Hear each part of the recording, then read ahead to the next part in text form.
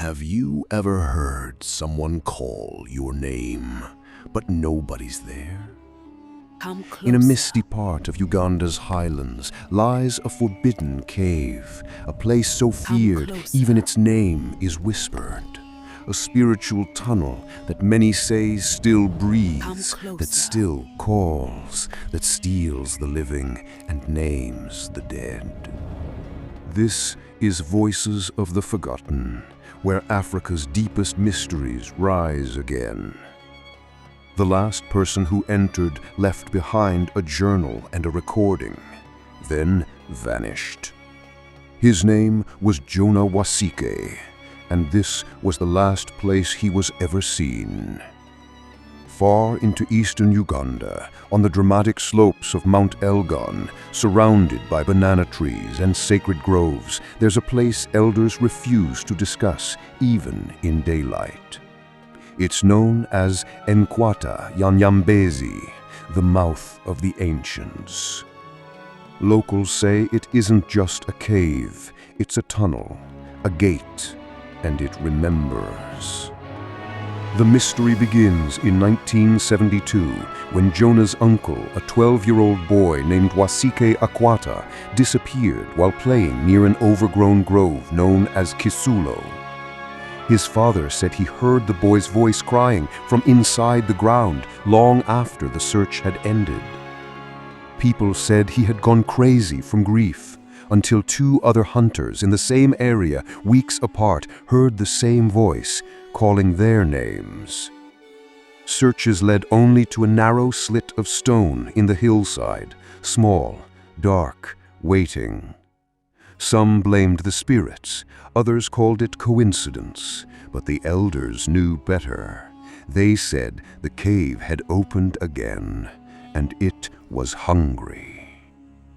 But this wasn't something new.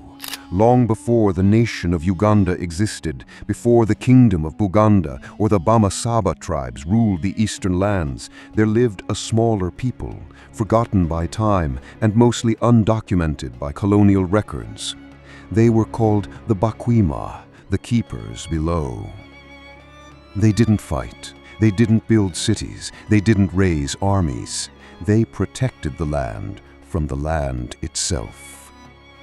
Ancient oral tradition says the Bakwima discovered a spirit opening beneath the heart of the mountain, a natural tunnel, wide at first, but narrowing down into the unknown.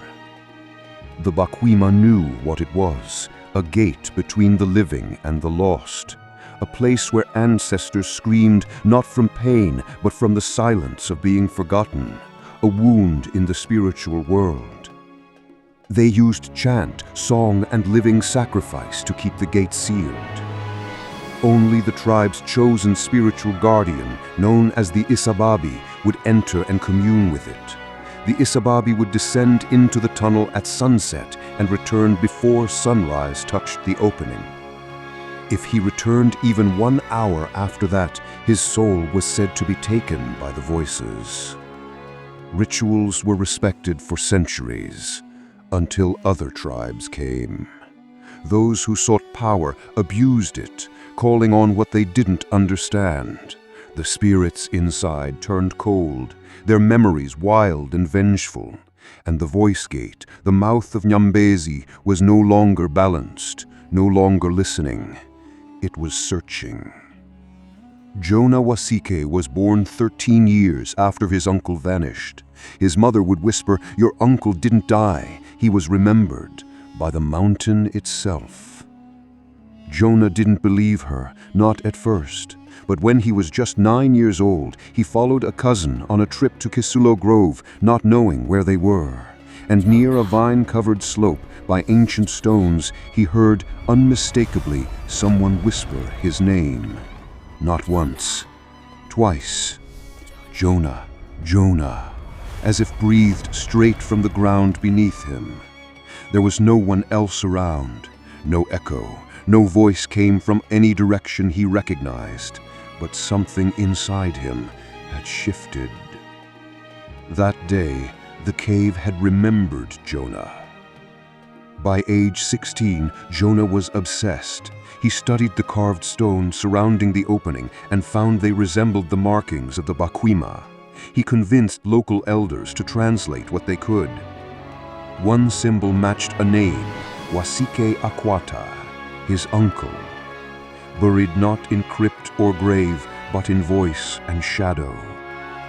Years later, Jonah met a retired diviner, a blind man who once traced spiritual maps with his fingers. He showed him a rubbing of the carvings. The old man paused and said, "That place does not bury you. It memorizes you." Determined to find the truth, Jonah prepared for entry.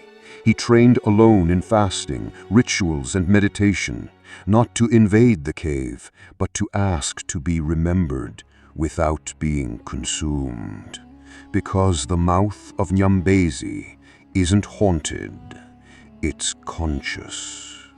In 2003, at 18 years old, Jonah entered. He left no phone, no bag, only a flashlight, a journal, and a tape recorder. The walk lasted hours, but what he recorded in the cave would change everything. The tape revealed muffled air, strange echoes, and moments of silence, then chanting. Not his voice, not in a language scholars could identify. Some say it was Lugesu, others say it was a vocabulary lost with the Bakwima. The last clear words from Jonah on tape were, "I hear them, laughing, no, crying, no, it's my uncle, he's..." Then the audio cut out. That night, Jonah emerged, changed. His hair, white, his eyes, bloodshot, sweat oozing from his body like oil, his soul eerily calm. He said nothing, not a word, not for 10 years, not to his family, not even to the old spiritualist who helped him prepare. He didn't scream, didn't sleepwalk, just existed in silence until 2013. On the anniversary of his first journey, Jonah lit a fire outside the grove. His wife begged him to stop, pleaded for him not to go back. He only said 3 words, "They want more." Then he walked into the woods and never came back. People searched again, police, elders, friends. They never found his body.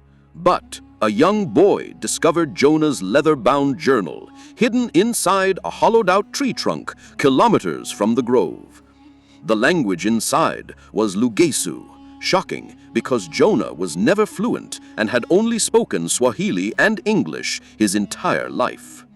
The last page of the journal said, "The ground is not hollow, it listens, and memory is not silent, it speaks. Uncle, I found you, but now I can't leave. Their names are mine now." To this day, no one knows how he wrote those final lines. The location still exists, near Bududa district, lower slopes of Mount Elgon.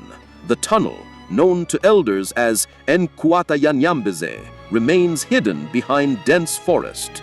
The grove, fenced off with thorns and charms made from dried reed, banana fiber, and bones of small forest goats. Some say the tunnel has since collapsed. Others say it sealed itself.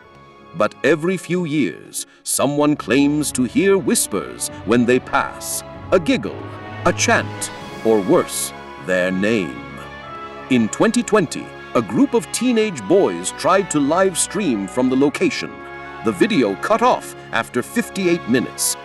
They were later found disoriented, bleeding from the ears, claiming they heard singing and crying and someone moving behind the walls. None of them could recall the exact route they took to enter the grove. In 2021, a foreign researcher studying East African folklore walked 50 meters into the Kisulo forest and collapsed on camera. Before the fall, she whispered, "I hear my daughter, she's calling me." But she never had children. No explanation was ever found. She refuses interviews. Across Uganda and much of Africa, death is not the end. The spirit lives as long as it is remembered. The cave remembers. When ancestors are ignored, forgotten, or disrespected, their voices can find us to be fed with recognition and ritual. The Mouth of Nyambezi is one of Africa's oldest questions. What happens to the dead who are never mourned? The answer: they wait, and eventually they call for us. Around the world, ancient spirit tunnels and buried sites exist. In South Africa, there's Adam's calendar, markers older than the pyramids. In Ethiopia, there are stone churches carved into the earth. In Turkey, the Derinkuyu tunnel reaches deep under villages. And in Mexico, the cenotes echo prayers of gods who died. But there's one difference. None of them whisper your name. Only Nyambezi. Because it doesn't haunt you, it remembers you. And once it does, it doesn't let go. The last words believed to be spoken by Jonah, pulled from a static-filled portion of that tape recorder, are barely audible. But when the sound is cleaned up, enhanced, one voice trembles through the static. "Uncle, I found you, but they won't let me go. Tell the story so we remember." Jonah Wasike was not a ghost hunter. He wasn't chasing power or fame. He was seeking memory.